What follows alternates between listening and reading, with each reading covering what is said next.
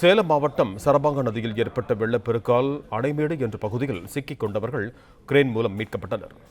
இதுகுறித்து கூடுதல் விவரங்களோடு இணைகிறார் எமது செய்தியாளர் கணேஷ். வணக்கம் கணேஷ், உங்களிடம் இருக்கும் தகவல்களை பகிர்ந்து கொள்ளுங்கள்.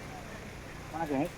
சேலம் மாவட்டம் ஏற்காடு மலைப்பகுதியில் கடந்த 2 நாட்களுக்கு மேலாக கனத்த மழை பெய்து வந்ததால் அங்கு உற்பத்தியாகும் நதிகளான கிழக்கு மற்றும் மேற்கு சரபங்கா நதிகளில் வெள்ளப்பெருக்கு ஏற்பட்டு அந்த நதிகள் செல்லும் இடமெல்லாம் மண் எரிப்பு ஏற்பட்டு பல்வேறு விவசாய நிலங்கள் வீடுகளில் புகுந்து பொதுமக்கள் பாதிக்கப்பட்டு வந்தனர். இதன் ஒரு பகுதியாக சேலம் மாவட்டம் தாரமங்கலம் அருகே உள்ள அணைமேடு என்ற பகுதியில் அருகே உள்ள நடுமேடு என்ற பகுதியில் வச்சுக்கும் பொதுமக்கள் இருக்கும் இடத்தில் மண் எரிப்பு ஏற்பட்டு அவர்கள் வெளியே செல்ல முடியாமல் தவித்து வந்தனர். இந்த பொதுமக்கள் வருவாய்த்துறையினருக்கு தகவல் கொடுத்தனர்.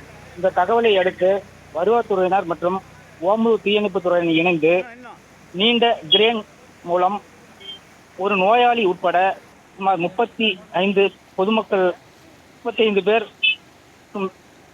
பேருக்கு மேல அப்பகுதியிலிருந்து மற்றொரு பகுதிக்கு கிரேனை பயன்படுத்தி மீட்டனர்.